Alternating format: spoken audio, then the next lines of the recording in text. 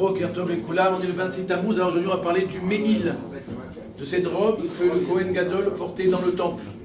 Alors cette robe, ce qui était particulier, c'est qu'au niveau de l'ourlet du bas, il y avait des cloches et des grenades.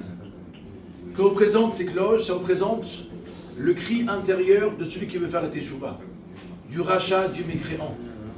Les grenades représentent les 613 grains qu'il y a dans une grenade. Nous disons que même le mécréant, celui qui se détourne de Torah mitzvot, même lui, il a des mitzvot comme une grenade. Il est rempli de mitzvot. Même si on ne voit pas on va dire de manière claire c'est que c'est mitzvot, mais il y a beaucoup de personnes qui ne pratiquent pas Torah mitzvot, mais ils font des mitzvot, comme par exemple le respect des parents, le maaser, etc., etc.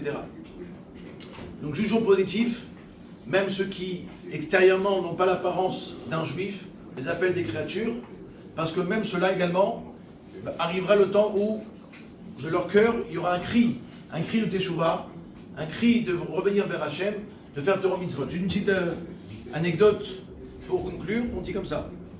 Shmuel portait ce manteau toute sa vie, le prophète Shmuel.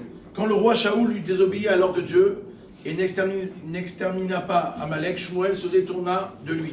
Shaoul voulut le retenir, l'attrapa par son manteau qui se déchira. Ce fut le signal que la royauté de Shaoul allait se déchirer et que quelqu'un d'autre, David Améler, deviendrait roi à sa place. Le Midrash raconte que même après sa mort, Shmuel portait ce manteau dans les mondes supérieurs, comme l'attesta de la sorcière d'Endor, qui fit redescendre sur terre le prophète après sa mort et qui le vit revêtu de ce fameux manteau. Voilà. En souhaitant à chacun une excellente journée. Amen.